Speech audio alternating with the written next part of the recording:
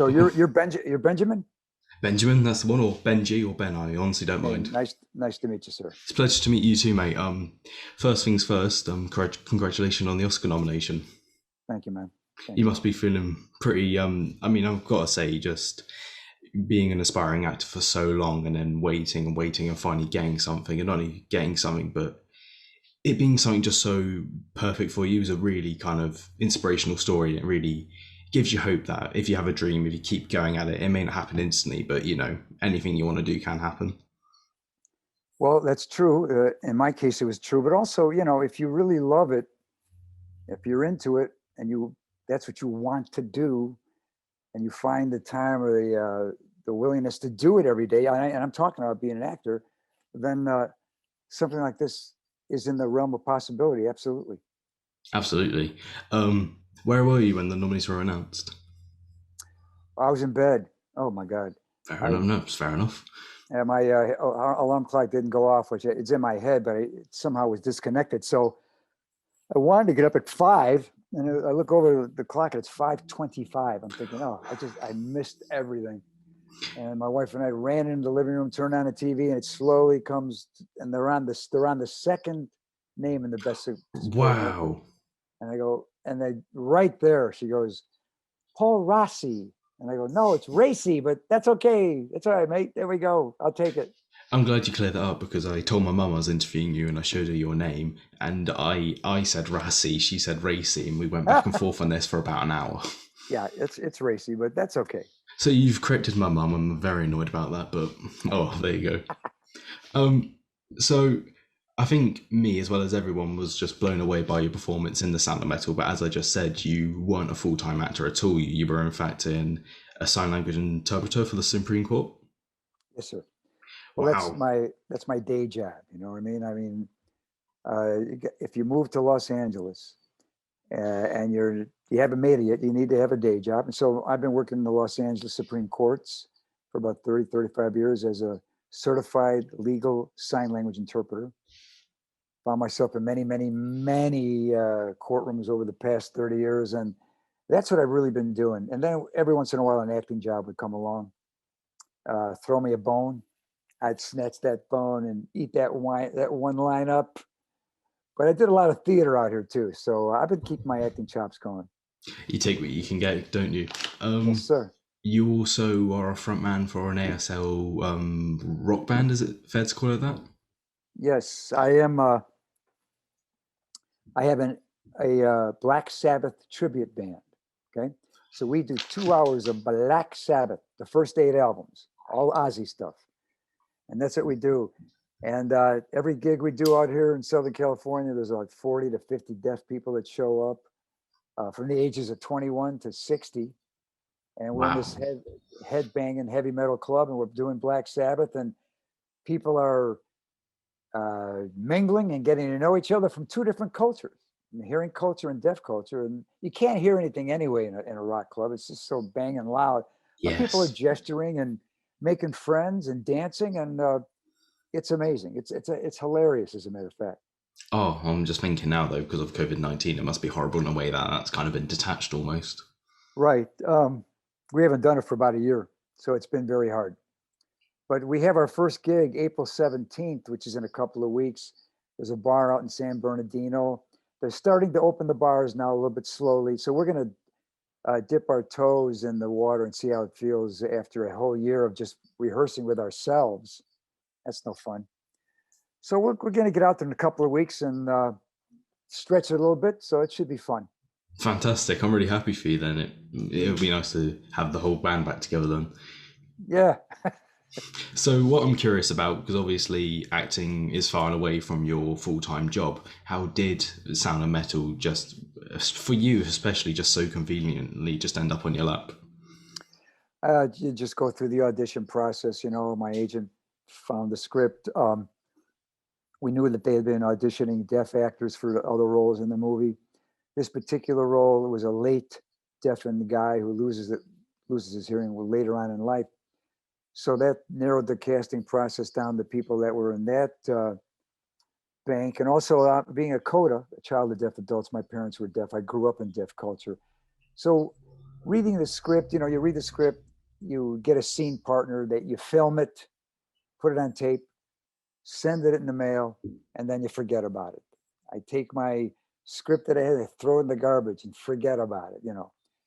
And so then they had the tape, and my agent had to urge them to look at the tape because they had too many tapes to look at. They had way too many. I They can couldn't imagine. possibly they couldn't possibly get to all of them. But my agent was persistent. She called them and said, "Please look at this guy's tape," because they said they just couldn't find anything. And when they looked at it, they called me and 5 to 10 minutes later on the phone, they want me to talk to the director because So, so yeah, was it just as simple as after that you got the role? Was there a longer process, or was that it once you sent that one tape? I had to discuss. Um, I had to have a discussion with the director to make sure I knew where he was coming from, what he was going to be filming, how was he going to be filming the deaf community, how much research has he done. And come to find out, he'd done like 13, 14 years of research. He'd been vetting this whole project, talking to deaf people all across the country. And by the time I got done asking him questions and talking about it with him, I felt like it was pretty safe to go ahead and let him be the leader of this project, which he turned out to be a perfect leader, just a very loving presence on the set. Because I know that you said your process with this is that you'll get a screenplay, you'll send the audition, and then you try and forget about it. But Right. for this role, I can't help but think you must have really wanted it because it just seems like it's just so suited for you. It seemed as though everything this Joe guy goes through in this script was an experience that I had had, including his spiritual philosophy. I went from being a Roman Catholic to a Buddhist in my lifetime, okay? And this Joe guy goes from whatever his roots are to believing that the kingdom of God resides right here. When I read that line, when he tells Reuben at the end, this is where God really lives, that's where I knew it was very similar to my journey. My journey has really ended up in believing that there's only one, and you're already one with it, the great it, the omnipresent it. So that's what I believe, and that's what I got to practice being on that movie set. I had a lot of time to practice the stillness before I got there, being away from home. I live in Los Angeles. I'm filming in Boston, so I had my own room. I could just sit quiet in the stillness, and that seemed to be to my benefit in the long run there. So wow, it's very sentimental of you to say. Hmm. In in terms of Sound of Metal, were you expecting it to be what it is now in terms of not just an awards contender, but it's really grown? I don't want to call it a cult following, but people really love the Sound of Metal who see it. Right. I didn't know it would be that, but I did know reading it that it was special. And then being there on set and actually doing the scenes and going, they shot it in chronological order. So everything was done in sequence. And it was very real for all of us. It felt real. I knew something good was happening. And as I said, I'd go back to my room and just practice the stillness, being in my meditative state there. And it seemed as though my parents, who are long gone now, it seemed as though that they were almost in the room with me, doing my meditations with me, reaffirming what I had felt on set was that this is a very authentic piece of work that was being filmed from top to bottom. So at the time, I knew it was good. Did I know it was going to have this kind of reaction? No, I wouldn't possibly dream that. No. I mean, it just must be so great for you because like you said, you've been an inspiring actor for a long, long time, and to finally get it, but not only get it, but get it this big and get an Oscar nomination, it's like a fairy tale, really, isn't it? Yeah, It's yeah, it's like a incredible. fairy tale. But like I said, I've been with a lot of spiritual leaders out here in LA, and I said this before. This guy prayed with me one time uh, about my career, and he said, "Nothing is too good to be true. Nothing is too wonderful to happen." And that kind of rolled around in my head for a couple of years until I actually started to do the mantra myself and to start to believe it. And then, boom, things explode.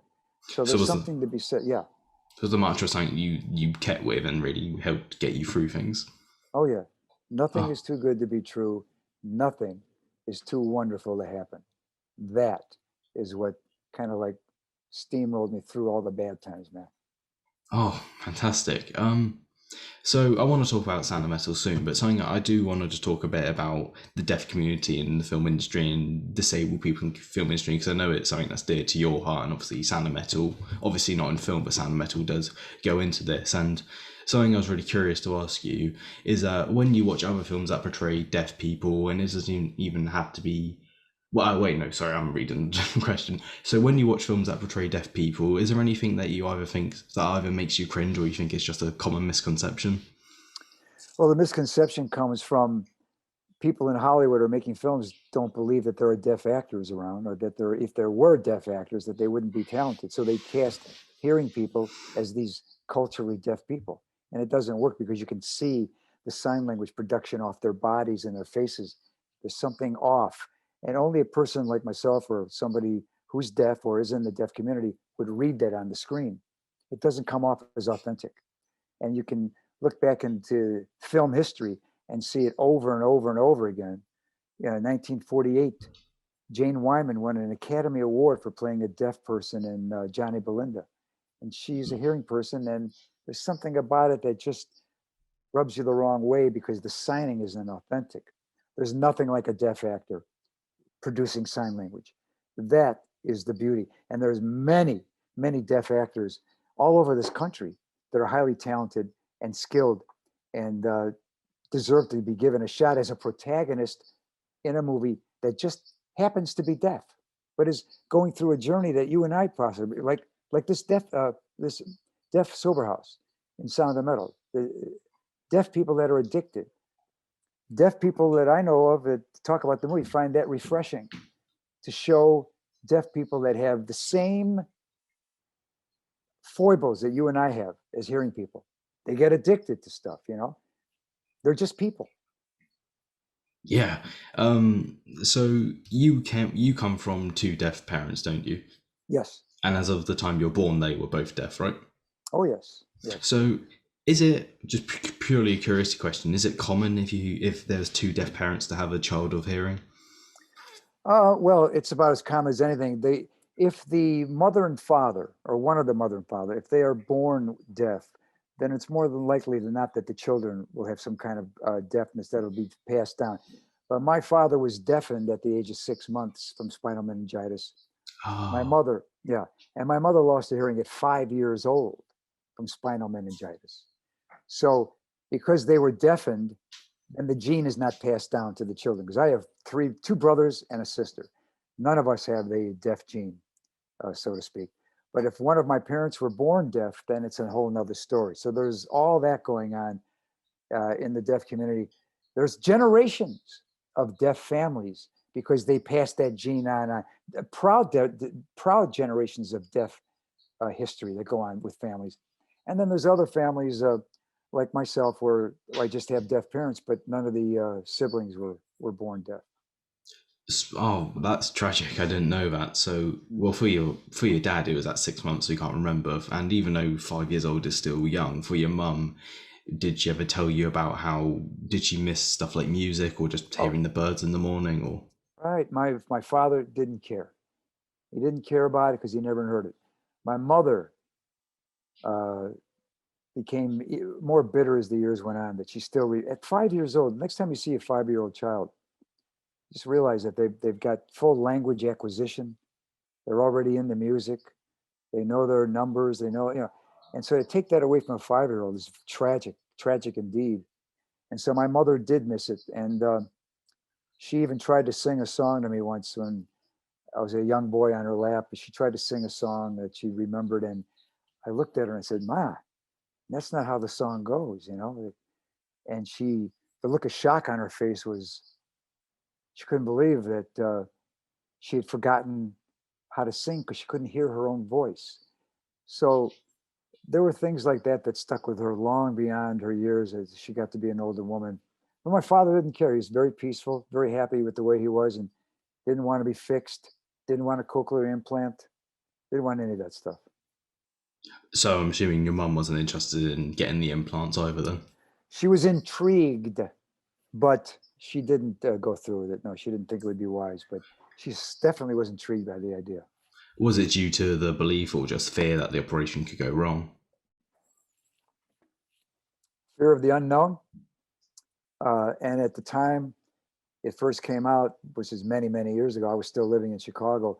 It wasn't really a proven science at the time. Now it's gotten to the point where it's better, but it's a personal decision, personal journey. Some people are totally against it.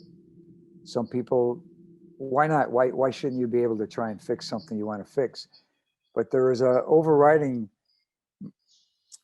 population in the deaf community that just ascribe to the philosophy of I'm whole, I'm perfect, I'm complete, just as I am right now.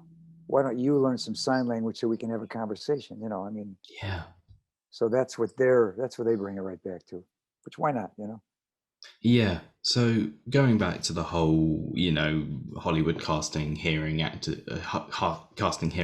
to play deaf people, do you think the industry is a bit tone deaf to the way it depicts deaf people and disabled people? Yeah, yeah, a little bit. Like about this, a whole bunch. They're I think they're learning though. I think this movie's kind of going to be an awareness peaker. It's going to like expand the awareness of what's going on here, not only for deaf, for people that use wheelchairs, blind people, blind deaf people, other people that are just not considered in the society. So have they done well? Okay, they haven't done as well as they should have, but I think they're aware of it, and they're going to start. There's even some initiatives being started here in Hollywood that a certain percentage of your production has to be behind or in front of the camera, has to involve a disability of some kind. So things are happening, things are moving in the right direction, albeit slowly, slowly. And then once things get started, then they kind of like, oh, nobody's looking, then they drop the ball again. And so let's hopefully it's not, the ball will just be carried forward, and that we'll have an inclusionary type of a Hollywood from now on. Some inclusivity rather than excluding anybody. It's interesting you say that because I think that's a really good thing. Because I know some people would argue, like, oh, they should just, just hire who's best, shouldn't matter about sexuality, disability, skin color. But I think it's actually really important in terms of the best way to get equality and to treat people fairly is through pure representation. Yeah, and just because you've got a disability doesn't mean you're going to be a good actor. I mean, you do have to know how to act. Yeah, yeah. But there are a lot of people out there. You'd be surprised how many are out there that are great actors, but they're discounted because they have a disability, or that thing that just blocks them off from their own culture, their own pop culture, being excluded. It's not as though the LGBTQ community just got invented just No. yesterday. I'm like, oh my goodness, where did they come from? They've been here. All these things, all these people have been here since the beginning of time. So it's about time, don't you think? Well, yeah. 2021. And it's interesting you say that because a lot of people with disabilities, I think what they're trying to say is we don't want to be treated like special people. We may have to adapt to the job, but we want to be doing the same things that all of you people are doing. And be respected just like all you people are being respected, be listened to. So yeah, it's just a matter of that. That's all. Seems only fair. Absolutely, mate. So so as a child, was it a big responsibility you being one of the hearing children of deaf parents because it's obviously another sense and it's almost kind of gives you information to the outside world. Well, right. Back then in Chicago in the 50s, there was no, devices where you talk on your phone, no technology, no closed captioning on the movies or TV, none of that. No sign language interpreting profession. It was just me. I was the go-between, negotiating mortgages and contracts and whatever else, the gas company, don't turn the lights off, all this kind of thing for my mother and my father. Today, if you're born in 1980 and after, if you have got deaf parents, then we've got a professional bunch of interpreters out there, and there's technology that helps you. So you're not put in that position. But as a child, it can be a little daunting, can be a little overwhelming when you don't really understand what you're talking about and trying to deal with a mortgage company. I don't know what interest is. What's that? Whatever these terms are. And so they found out that very quickly over the years that children shouldn't be put in those positions, but a lot of us were. Uh, so I'm not a deaf guy, but Benjamin, I'm not a hearing guy either. I think like I was brought up. I was brought up in the deaf community. I was brought up in deaf culture, and I think like my father did, because that's what I was taught. And my father had a deep distrust of hearing people. I had to get over that. I Oh, had to get over my, really? yeah, a little bit of a distrust of the guy who's always had his hand in our pocket, or was always telling us something that we didn't. He was trying to hide something or pull one over on us or something. That's how my father always felt. So I had to. Not only did I learned sign language as my native tongue, but I had to learn English as a second language, and then I had to learn how to trust hearing people all over again when I started going to school. Like here I am in this household. Now I'm going to where all the hearing people live at school, and I had to learn how to uh, get along in that world, and then come back to my house. I mean, it upsets me to say, but I can't say it shocks me as much as it should, because not only back then did the attitude towards deaf people wasn't anywhere near as good or well known as it is now, but it almost seems like in a way they were rejected and like they could be used. Yeah, yeah, and there's, I still have memories of people making fun of my parents. You can't even imagine that today. No. We'd be on a bus ride, and my parents made different noises. They signed to each other in the open, and I have that horrible memory of people laughing at them, making fun of them. And this is a kid. This is a kid. You're making fun of his mother and father. It's really hard to take. So you develop some pretty hard ass attitudes when you're put in that position. And kids can be cruel. Not only that, but people. Yeah. I think people are just more sensitized to it today. I can't imagine that happening today. But believe me, uh, in the 50s, uh, in the neighborhood I grew up in Chicago, it was kind of hard nosed. That must be horrible as a child, because if someone's being nasty to you as a child, your parents are the people you turn to. But when it's your parents, it must be pretty difficult for them, because they probably don't know what to do. It just sounds like Yeah, just a nasty no, situation to be in. You just don't understand why people would do it, do you? I know Now, the people are unbelievable, right? Well, but that's how it goes. Hey, everybody has a journey, and that karma wheel just keeps moving. So the karma wheel keeps going. I'm just trying to pay it forward, and be a good guy in the process. If I can help somebody along the way, that's a plus in my book. But never, never do I want to denigrate somebody or make somebody feel less than. You know, growing here, growing up in Chicago, it's a very black and white city. It's very divided as far racially. And my grandfather, God rest his soul, was a racist. He hated black people, and he would use the N word all the time. And I indiscriminately used the N word in front of my mother once. My mother, who oh was a lip reader and deaf, and she cracked me right across the face. And I was like, "What?" I just used the N word like my grandfather did. He threw it around like saying ice cream, whatever. And my yeah. mother said, she said, "Don't you ever use that word, because do you know what it means?" And I said, "I don't know what it means." She said, "It means you're less than. You're less than. And if you say that word, call your mother an N word. Oh Call your mother that, because that's." And here she was, a deaf woman, since the age of 5, being made fun of, being told that she wasn't as good as any other hearing person. And she equated that. So she just stopped that in the bud right there. I never used the word again. And I had mixed feelings about my grandfather, who was such a bigoted racist. Uh, I had to, you know, racism is taught. It's taught to you. I And agree. so he was teaching me how to be a racist. And my mother nipped it in the bud right there. So, It almost sounds like that your mum and dad being deaf, it almost made them kind of people more ahead of their time in terms of their beliefs, because they understood what it was like to feel like you're being feel like they know what it feels like to be marginalized and to right, not feel like right. it fits in. So Absolutely.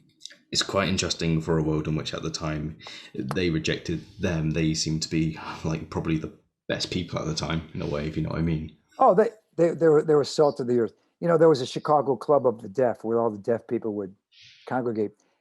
I'd go there every damn week, whether I wanted to or not.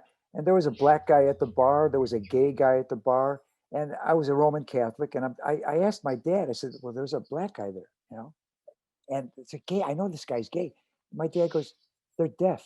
So that was the one uniter. They're being gay or black. That wasn't the breaker, the deal breaker. You're deaf. Then you're in the club. You're deaf. That was the one uniter. So it kind of trumped racism. It trumped all this bigotry.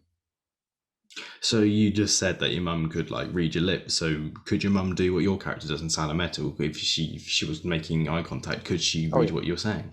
she was a tremendous lip reader. She was like almost 75% accurate, in which he caught amazingly so. Uh, and she had a slight deaf accent because she lost it when she was 5. But Oh, she, I can so a lot of imagine. times, yeah, she could speak, and but she was amazing what she could catch. Very rarely did she fail. But when she got older, uh, she didn't give a shit anymore. She was like, I don't care anymore. It's a lot of work. It's a lot of work to be a lip reader.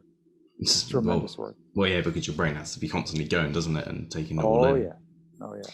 So, going into the Sound of Metal, this was shot over a 3 week period. Am I correct? For Yes, your sir. scenes, at least. Um, I was there 3 weeks. Yeah.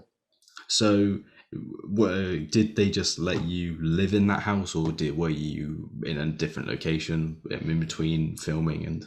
Well, Darius, the director, had talked about us living in that house. He thought that would be a great experience, which was a good idea. However, it probably was against SAG rules because there was no electricity. But uh, Oh, yeah, yeah. right. But being away from Los Angeles was perfect. I was in Boston, had my own hotel room, had some transportation. I had a lot of time to meditate, a lot of time to just be in the stillness, so that by the time I got to the set, I was actually already about an hour, 2 hours into just being still, and could really lend that to Joe's character. So being away from Los Angeles was perfect. Also, Darius Martin, the director, filmed it in sequence. He filmed it chronologically. So there was nothing taken out of order. So we were actually living that life in sequence, in order, as we were getting to know each other. So when I first met Riz, our first scene together, that's our first meeting together as characters. Whoa. So you had like Yeah. no rehearsal. You had no rehearsals together or anything. No, not for that. Oh wow, that's Now think about it. You know your lines, and you've discussed with the director and everything. Here we go, Paul. Just sit down and let's do the scene. We didn't go line for line. Let's rehearse this thing. No, it was all feeling, all in the moment, some improv. But that's the kind of, and it's such a low budget movie. You're going to get no more than 3 takes, maybe one, maybe two, maybe three, but that's all. I don't think I ever did a fourth take on a scene ever. oh wow. So yeah. It's incredible. So, and I guess thinking about it in terms of Sound of Metal, it does make more sense in context of the film because when you first meet Riz Ahmed's character in the film, it is your literal first meeting. Right. So he doesn't know me and I don't know him. I don't even know his process. He doesn't know mine. But at the end of the 3 weeks, our very last scene together, we did know each other. We did have this journey together. And then we were actually saying goodbye to each other in that last scene as actors, as men, and as the characters. So it couldn't have been more moving, more poignant for me after all that time together than just saying goodbye. And that was the one day that it started raining on the set. So it was Oh, kind of whoa. cloudy and, just really dark. And it was just a beautiful feeling. It was sad. It was poignant. Already just walking to the house, clouds and everything, the mist. So it was wonderful. It's like something out of Shakespeare, isn't it? Oh yeah. So, I did actually, I've got it in my notes here. I read in an interview with Olivia Cook that the film was shot in chronological order. Do you have any idea at all why they did that? in chronological order. Well, Darius, the director, insisted on it. He insisted on doing it, and I guess that's highly. Uh, it's not doable in most productions because you got to move things around and time is money and everything. He insisted on it so that all the actors could go through a journey together in sequence, and so that's what we did, and that was absolutely beneficial to the end product, I think, because as I said, from the very first scene, we hardly know each other, all the way through the journey, and then the last scene where we're saying goodbye. It could, if we'd have done it in any other order, it wouldn't have made sense. Of course, as an actor, you've got to make sense of it, but it was just a benefit. It was gravy on the, or the cherry on top of the sundae. The way he did it, so that we were feeling, wow, here it is, that we're saying goodbye, actually, for real. So I think that's genius, shooting it in chronological order. Just adds to the whole feeling for the actors especially. Wow. So I'll get on to Riz in a moment, but did you, because obviously, like we were talking about, deaf people, because they've got this thing so in common with each other, they seem to just click a lot of the time. And did you and the rest of the deaf community in this film get on throughout shooting? And was it a good connection that you all had? Oh, absolutely. I grew up in Chicago. When I moved to Los Angeles in 1989, the deaf community that was here in Los Angeles accepted me wholeheartedly. We had a great time. I joined Deaf West Theater, did a lot of shows there. And so when it was time to go to Boston, the deaf community in Boston, I'd never been there before, but again, it was like being home. Uh, Growing up with deaf parents just gives you that feeling of, well, here I am now in this group setting. And we just became fast friends. And Riz was already learning sign language for 8 or 9 months on his own. So he was already in the game himself. So he didn't really need me for much. He was already learning how to have relationships with the deaf people on the set. Speaking of Riz, I've been a quite a big fan of Riz since I saw him in Nightcrawler with Jake Gyllenhaal, and I've kind of followed him since. And I was kind of always aware of Sound of Metal for a long time. So obviously, I think most of your, if not, isn't like I'd almost be as good as far to say 100% of your screen time is with Riz, isn't it? I can't remember a scene where you're not with him. He's pretty much, my time with him? Yeah, pretty much. Yeah. Yeah. So did you instantly bond with him as an actor, or was it more, or was it like in the film where it kind of develops over the 3 weeks of shooting? It was like in a film, man. Yeah, we didn't get a chance to sit down. Hey, how you doing, mate? What's up? What's your process? No, none of that.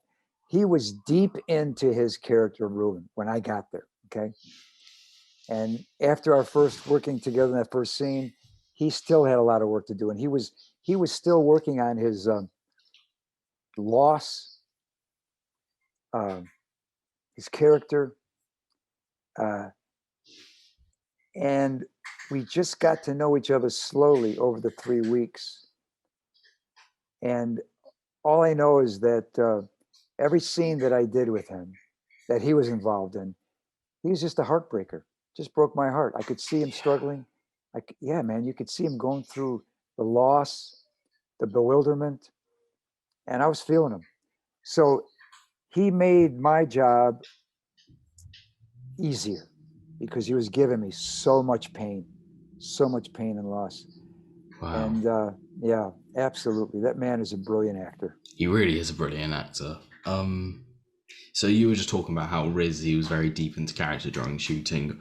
As an actor, are you like that, or especially for this role, did you kind of already kind of know what you were doing with this role, or when you're shooting, or do you just kind of like the interaction with people? And are you, basically what I'm asking is, are you much of a character actor or not so much? Well, I don't know what I am. I'm an actor. I'm a pure actor. So what I do is I listen.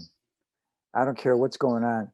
If you're my acting partner, I'm going to be listening to what you're giving me, and so that may affect how I react to you. So whatever I get from you, is what I'm going to be listening to and reacting to. And so that's how I've always looked at myself. And as you can see with Riz Ahmed, I had a lot to listen to. Something going on with his whole being, his whole body, and just the sense of loss that I was feeling from him. And I knew what Joe, I've known many, many, many Joes who've worked in many, many, many addiction ministries and addiction uh, places, meetings, commitments, all these things. So Joe is a combination of all these guys, but most of all, Joe is a listener, and he's walking the talk. And as I said, I had to get still every day before coming to that set and just be, be in the stillness of Joe. So do you find much of yourself in the character of Joe? Oh yeah, oh yeah, yeah. A lot of the well, like I say, the spiritual aspect of it. I was always a Roman Catholic praying to God out there, and then I switched over my lifetime into this Buddhist attitude of oneness, the stillness. That if God is anywhere, God is right here. I mean, if God is omnipresent, then God is right here. If God is omniscient, then God is also up here. So I've always, not always, but I came to that realization over the past 15 years here in Los Angeles that uh, that God will manifest, or what I don't want to call it God, spirit will manifest something from within to the without. So if you want something, Benjamin, if you want a movie role, it comes from within to the without. You want a relationship, you got to start here, and then it comes from the within. Am I making sense to you? Yeah, You're making sense. God is not going to send you a girlfriend or a boyfriend from way up there and bring it down. Ooh, and it comes from within. Once you've got that peace from within, then bam, it comes out so that you deserve it then. Um, that's kind of where my spiritual philosophy has expanded or grown to. And that, above all else, is what I thought I had in common with Joe. Wow. Wow. Okay. So I would just like to ask you. I know as soon as you watch the scene, it is the scene of the film, and I almost know that I've tried to avoid interviews with you because I wanted to keep my questions as original as possible. I don't know how I've succeeded with that, but I want to You're talk doing about. great. Thank you, mate. So I'd just like to talk about the final scene. I've got two main questions for you. Yeah. So obviously, I understood Joe's disappointment with Ruben that he couldn't come to terms with his deafness. But say if you were Joe and you knew Ruben, do you think you can emphasize with Ruben's passion being music, and that if he wanted to hear music again, he would have had to get his hearing back? Absolutely. And I think I tell him in the scene, I really hope that this works out for you and that this is the right decision. And he means that. Joe means that. But the thing about that scene is that Ruben broke the rules. And Joe's, if he's anything, he's a disciplinarian, being an ex military guy, of course, and knowing how he's about saving lives also. So to have Ruben break the rules as blatantly as he did, the breaking into my office. You think Joe doesn't know about that? He breaks into my office. He does this whole deal. And to have him stay after making this decision. And as he says in the scene, all these kids, we subscribe to the philosophy that hearing loss is not something to fix, and here, look what you've done. So it's almost impossible for him to stay, especially after breaking the rules of the house. So that in itself is a heartbreaking decision for Joe to make, and that's why it's so heart wrenching to see him have to go through with that and send him away. So do you think that is ultimately why Joe told him that he just couldn't stay any longer? Or do you think it was like him kind of being like, well, no, fuck you, you've broken the rules, you've been breaking into my office, and now you've got the nerve to ask to stay when you've broken the rules? I think that's above all else. That is the reason. it's fine to want to go back. A lot of guys have asked me that. What's wrong with trying to fix your hearing? What's uh, Nothing's wrong with it. It's all a personal journey. Joe made the decision to not. He dove into the deaf community, and this is his philosophy. Now, Ruben is on his journey, and he makes that decision. And as I said, Joe can support that wholeheartedly. But to have him break the rules blatantly like that, what is that going to look like to the rest of my house Yeah. when you've done this thing and then now you're coming back? It just wouldn't be a good fit. And it's a painful thing for him to have to let him go like that. It's really painful. And if I remember rightly, when watching the film, doesn't he just kind of leave and then kind of just comes back randomly? You mean Ruben? Yeah, I can't remember After it exactly, after the but last scene, he leaves. As a matter of fact, when I say you got to leave, he goes, "Okay, cool." And but he doesn't that feel like is that, does he? he's torn up. No, He's torn. he leaves, and my Joe is like, I almost want to run out the door and stop him because I regret it right away. But I take that deep breath and let him go. So the ending of the movie is such that you don't know what Ruben's going to do. He he does that final gesture and realizes that there it is. There's the stillness. There's what Joe's been talking about. So people ask me all the time, well, does he go back?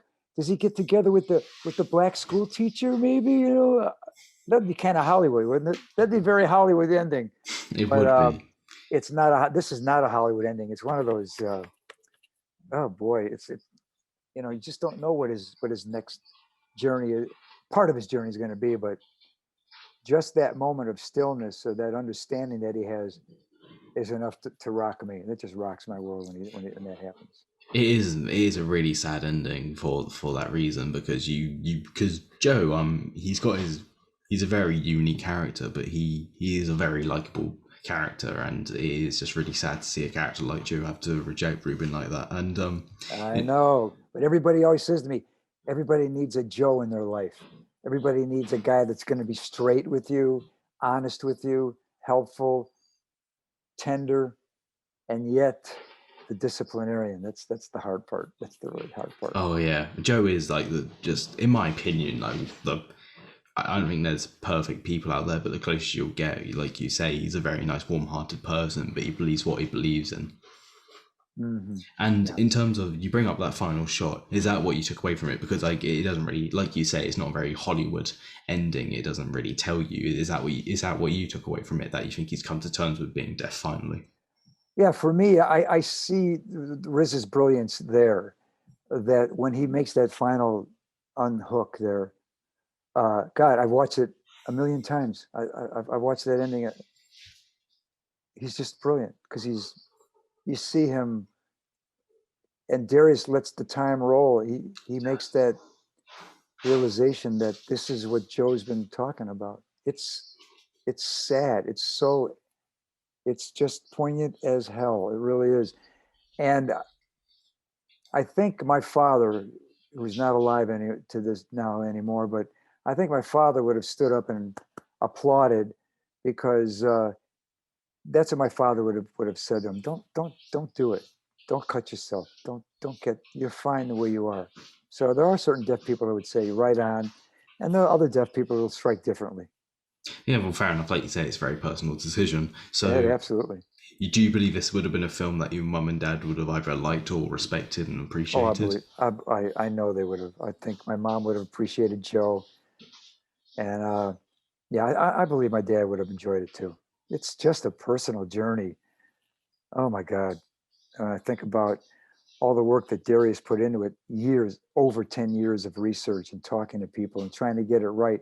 You never quite get it right when you're dealing with a monolith like the deaf community, which is so deeply layered and textured and different levels of deafness and different kind of people. Uh, you just can't get it right all 100%, but he sure as hell tried. Oh, yes. And finally, final question. And this line is like the line of the film. But I just wanna I just wanna ask you, but what does the line being deaf is not a handicap mean to you? And if I've got that slightly wrong, I've taken it from the screenplay. Yeah. Uh, when I was growing up in Chicago in the 50s, they used that term deaf and dumb or hearing impaired. My father always felt as though he was impaired. He was yanked out of high school as a sophomore, didn't have a good job. He had all these other meaning jobs that he did. And then when I moved to Los Angeles years later, 1990, I started meeting a new breed of what I called a new breed of deaf people who were saying, no, I'm not hearing impaired. Don't call me that. I'm deaf. Call me what I am. I'm deaf. Wow.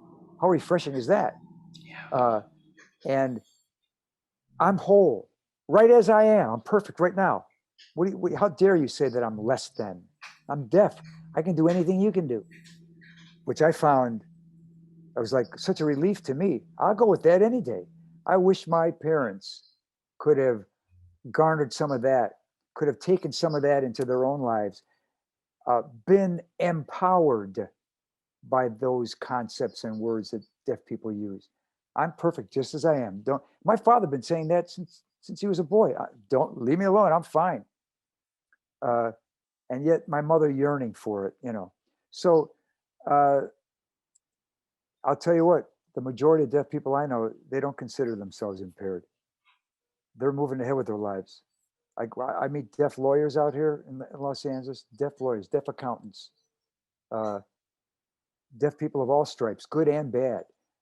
It's just that they can't hear. So once that bridge is crossed, then, floodgates are open, man.